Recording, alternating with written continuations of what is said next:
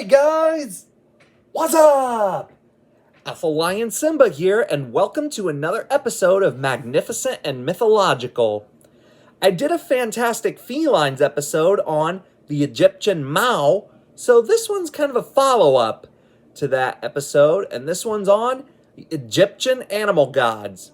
So, with no further ado, let's head to the pyramids. First up is Anubis, the jackal god of the dead. Anubis weighs the heart of the deceased against a feather when they die. If the heart is heavier than a feather, the owner dies a permanent death and is eaten by a gruesome god known as the Devourer. Anubis was known as the foremost of the Westerners because most Egyptian cemeteries were placed on the western bank of the Nile. This, incidentally, is the direction in which the sun sets, thus signaling the entrance to the underworld. It is easy to see why he is the ultimate god of the dead, who also embalmed the deceased and cared for them in their journey to the underworld, where they would live forever as long as their body was correctly preserved. Next is Apis, the bull. The Egyptians were the first people to domesticate bovines, so it doesn't come as a surprise then that cows and bulls were among the first deities they worshipped. There are records dating as early as the first dynasty, about 3000 BC, that document the worship of the Apis bull. Later myths tell that the Apis bull was born of a virgin cow which had been impregnated by the god Ptah. Apis was strongly associated with procreative power and male potence, and also carried mummies on his back to the underworld. Next is Apophis, aka Apep. Now you remember him from my video on African dragons, so to recap, Apophis is the eternal enemy to the sun god Ra, and is described as a dangerous giant serpent who embodied the powers of dissolution, darkness, and non-being.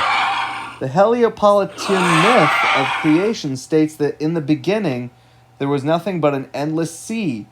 Apophis existed since the beginning of time and spent an eternity swimming in the chaotic, primeval waters of the ocean known as Nun.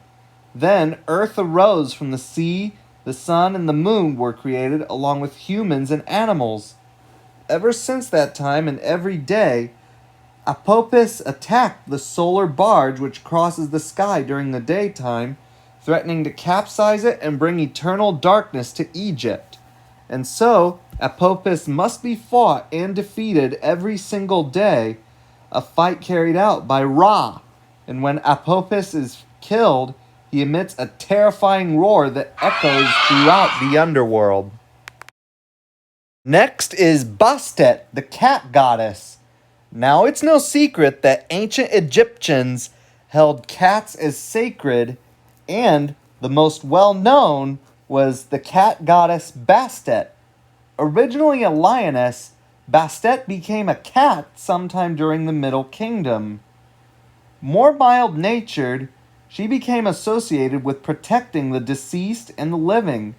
She was the daughter of Ra, and helped him regularly in his fight against Apophis. She was also important during demon days, a week or so at the end of the Egyptian year.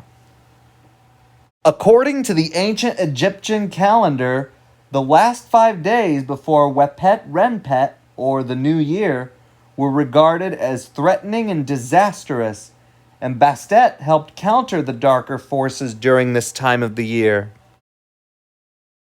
And then there's Horus, the falcon god.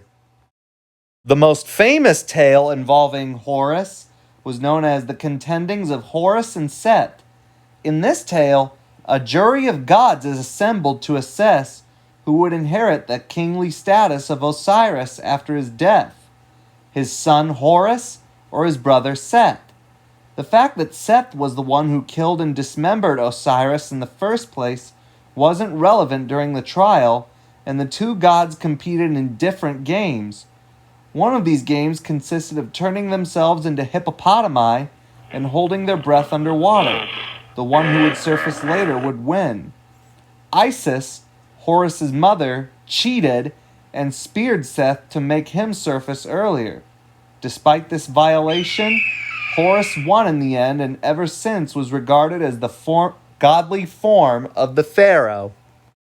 Then there's Sekhmet, the lioness goddess.